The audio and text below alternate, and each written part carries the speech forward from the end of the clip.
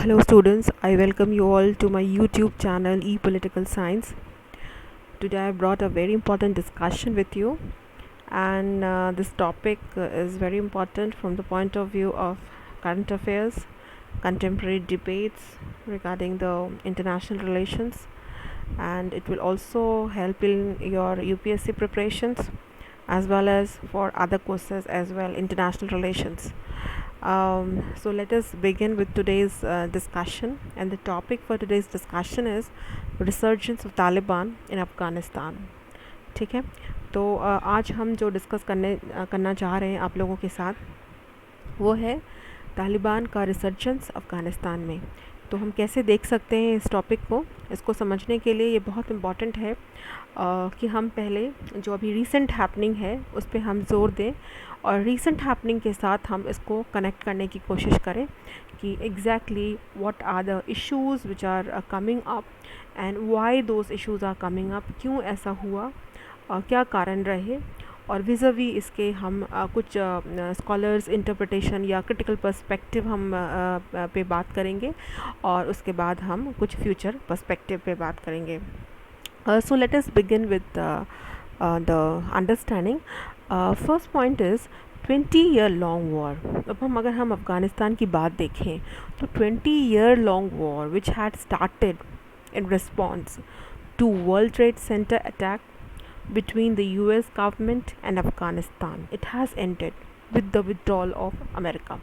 America ने अपने troops Afghanistan से हटा लिए हैं. Okay, it has withdrawn it's troops. जो भी ट्रूप्स अमेरिका ने जो कब्ज़ा किया था अफ़गानिस्तान पे after the world trade centre attack 2001 के बाद, जो अमेरिका की एक स्ट्रैटेजी शुरू हुई थी against terrorism, war against terrorism, उसका जो आधार था वो जिस बेस पे था वो अब बेस वहाँ ख़त्म हो गया है. अब वहाँ पे अमेरिकन ट्रूप्स नहीं हैं and now it has withdrawn. This is a reality and 2021 it has happened. Now the second argument which I am trying to make is it has led to a starting of a new foreign policy chapter. एक understanding ये है, और ये मेरी मतलब खुद की understanding नहीं है, एक आधार है जो बहुत सारे स्कॉलर्स इस पे बात करते हैं. आशुतोष वार्ष्णेय का भी ये एक कहना है कि इससे एक नया फॉरेन पॉलिसी, एक नई विदेश नीति का जो है चैप्टर लिखा जाएगा और फॉर द बिडेन पीरियड, क्योंकि जो अमेरिकन प्रेसिडेंट अभी जो चेंज हुए हैं अमेरिका में आफ्टर ट्रम्प, तो ये एक अलग तरीके का आधार ही एक नया शुरू हो गया which would primarily be focusing on containing China and Russia. ये जो कम्युनिस्ट कंट्रीज़ है इसको कंटेन करने का एक बहुत बड़ा जो आधार शुरू से चलता आ रहा है, जब कोल्ड वॉर से पहले, कोल्ड वॉर के बाद, तब से जो चला आ रहा है, बहुत सफल नहीं रहा है अमेरिका इसमें, और तो इसलिए भी ये बहुत एक अलग तरह का इनिशिएटिव रहेगा. Secondly it would also more focus on cyber security. Now cyber crime, cyber issues, it has been on the rise, and so there are many intelligence failure also, so we need a strict cyber law, cyber security, so that we can connect with the world, and many negotiations also to contain the crime, cyber crime. उसके बाद लोकतंत्र का मुद्दा, democracy का मुद्दा, मानवाधिकार का मुद्दा, क्योंकि जो डेमोक्रेसी है वैसे भी America is second largest democracy, और मानवाधिकार भी एक बहुत इम्पॉर्टेंट है क्योंकि UDHR में अमेरिका का भी बहुत बड़ा रोल रहा है. बिल ऑफ राइट्स जो है उसमें अमेरिका का बहुत बड़ा रोल रहा है. तो दूसरा जो इंटरप्रिटेशन यहाँ से निकल के आ रहा है कि अब अफ़गानिस्तान वॉर जो है ख़त्म हो गया है, तो अब क्या, इसके बाद क्या, इसके बाद ये है कि एक नया हम फॉरेन पॉलिसी चैप्टर के बारे में डिस्कशन कर सकते हैं, और ऐसी मान्यता है, स्कॉलर्स का भी ऐसा कहना है कि इस तरह की चीज़ें हो सकती हैं. अब तीसरी जो आर्ग्यूमेंट है मेरी वो है why did United states withdraw. America ने वहाँ से विदड्रॉ क्यों किया, क्या कारण था. एक तो बहुत इम्पॉर्टेंट कारण है, हम लोग सब जानते हैं कि बहुत ज़्यादा अमेरिका का मिलिट्री एक्सपेंडिचर लग रहा था, सो कंज्यूमिंग वास्ट रिसोर्सेज जो मिलिट्री रिसोर्सेज की बात कर रही हूँ मैं यहाँ पे, काफ़ी और रिसोर्सेज भी लगती हैं, पर military resources that economic resources को कंट्रीब्यूट करती हैं। तो $300 approx $300 as quoted by American president Biden ने खुद ही ये कोट किया है, ये कोटेशन दिया है कि $300 जो है कंजम्पशन हो रहा है, और इसकी वजह से भी अमेरिका के लिए एक बहुत बड़ी लाइबिलिटी थी और ये करना था। Then time to focus more on giant powers as China and Russia, जैसे हमने कहा, क्योंकि चाइना तो इतना एग्रेसिवनेस और चाइना का जो पैंडमिक को लेकर के सारे विश्व में जो हाहाकार मचा हुआ है और जो हमारा रेपरकशंस है, जो हम चाइना को भी हम जो है हम उसको बॉयकॉट कर रहे हैं, उसके गुड्स को बॉयकॉट कर रहे हैं, एक इंटरनल भी हम एक्सेप्टेंस नहीं दे पा रहे हैं इन चीज़ों को, क्योंकि पैंडमिक में जिस तरह की चीज़ें और बाहर निकल के आई हैं, how China is involve in that, all such things, and how it has strategically made use of this pandemic. So all these things जो है ये बहुत इम्पॉर्टेंट है, और चाइना और रशिया को कटेल करना बहुत ज़रूरी है, ये बहुत। तो अब क्या है, अमेरिका को समय मिलेगा, रिसोर्सेज रहेंगे, स्ट्रैटेजिकली अमेरिका उन चीज़ों पे फोकस कर पाएगा जो अब तक वो नहीं कर पाया। तो ये दूसरा भी बहुत इम्पॉर्टेंट कारण है। तीसरा, Biden foreign policy is different from what Obama and Trump viewed as, क्योंकि ट्रम्प और ओबामा के समय बहुत ज़्यादा फोकस इस चीज़ पे नहीं था कि अब जो है यूएस विड्रॉल वहाँ से होना चाहिए, या चाइना और रशिया को हमें कंटेन करना है। इस तरह की जो आर्ग्यूमेंट्स है, इस तरह के जो फोकस था, वो बहुत हद तक उस समय नहीं था। And then more, Obama had focused on his electoral campaigns and many other things. Sorry, Trump had focused on that. Obama had a different thing in his focus, in his analysis. तो जब हमें चीज़ों को समझना पड़ेगा कि क्यों, जैसे ही सत्ता का परिवर्तन हो रहा है, चीज़ों के जो डायनामिक्स है चेंज हो जा रहे हैं, विज़ावी चेंज हो जा रहे हैं। ऐसा नहीं है कि इंडिया का रिलेशनशिप ओबामा और ट्रम्प के समय जो है अमेरिका के साथ अच्छा नहीं था और अब ज़्यादा अच्छा हो गया है। काफ़ी अच्छे उस समय भी थे, अभी भी इंडिया के प्रेसिडेंट जो प्राइम मिनिस्टर विज़िट किए हैं, and we are very hopeful कि बहुत अच्छे जो है रिज़ल्ट्स बाहर निकल के आएंगे अफ़गानिस्तान के कॉन्टेक्स्ट में, और इंडिया के रिलेशंस, जो बढ़ते रिलेशंस हैं अदर एशियन पार्टनर्स के साथ, बहुत अच्छे संबंध जो बनेंगे और कुछ फ्यूचर पर्सपेक्टिव डिसाइड किया जाएगा। तो एक बहुत बड़ा आधार इसमें भी तय करने की बात कही गई है। अब चौथा मुद्दा यहाँ पे है ताइवान का मुद्दा। ताइवान का मुद्दा भी बहुत इंपॉर्टेंट है, क्योंकि चाइना का जो एग्रेशन है ताइवान के अगेंस्ट वो काफ़ी बढ़ रहा है, and Taiwan is also very apprehensive of China.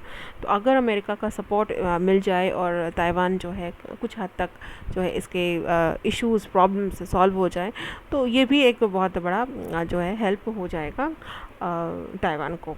तो इसमें भी अमेरिका अब फोकस कर सकता है, क्योंकि अब अमेरिका जो है अफ़गानिस्तान से हट चुका है। अब अमेरिका के जो भी जियो स्ट्रैटेजिक इसके स्ट्रैटेजीज़ होंगी उस पर अमेरिका फोकस कर सकता है। जो भी कंट्री को हेल्प चाहिए and they are facing problems from China, aggressive China, so that can be helped by America. And then students, we should also need to understand what are the skepticals arguments, the critical arguments by the scholars or the experts, the defense experts and other international experts. क्या कहते हैं वो कि क्यों ये इस तरह की जो प्रॉब्लम्स है, क्या जो वॉर का अफ़गानिस्तान में ख़त्म हो गया और अब फॉरेन पॉलिसी की हम बात कर रहे हैं कि वो एक अलग तरीके की फॉरेन पॉलिसी शुरू हो रही है, तो क्या ये सब सही है या इसमें कुछ प्रॉब्लम्स हैं कहीं? क्या अमेरिका की जो स्ट्रैटेजी अब जो है और पहले जो थी उसमें क्या आलोचना है? तो कुछ क्रिटिक्स ने ये बात रखी है कि problem in America security strategy. पहले भी अमेरिका की जो स्ट्रैटेजी रही है वो बहुत ज़्यादा जो है हम कह सकते हैं कि फोकस नहीं रही है, और अगर फोकस भी रही है तो वो वन साइडेड रहा है। ये बहुत बड़ा जो है अमेरिका की स्ट्रैटेजी, सिक्योरिटी स्ट्रैटेजी में एक बहुत बड़ा लूप होल पाया गया है।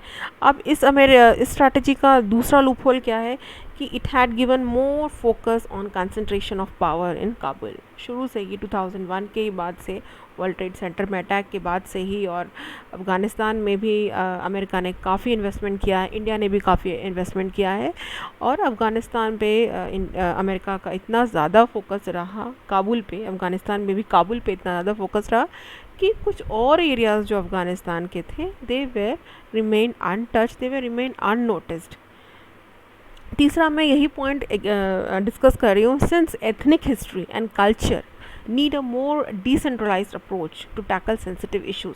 क्योंकि अगर हम देखें अफ़गानिस्तान के, तो वहाँ पे एथनिक जो हिस्ट्री है, कल्चर है, जो ट्राइबल का नीड्स है, वो एक डिसेंट्रलाइजेशन के अप्रोच से, सेंसिटाइजेशन के अप्रोच से ज़्यादा टैकल किया जा सकता है, रादर देन पावर के कंसंट्रेशन से, या पावर डायनामिक्स को दिखा के, उस इक्वेशंस को दिखाकर, जो हेजीमोनी को दिखा करके वो जो किया गया और करने की कोशिश की गई, जिससे बहुत ज़्यादा फ़ायदा नहीं हुआ। बहुत सारे एरियाज़ जो हैं अंडर डेवलप्ड रह गए या अनटच्ड रह गए, उनके मुद्दे सॉल्व नहीं हुए।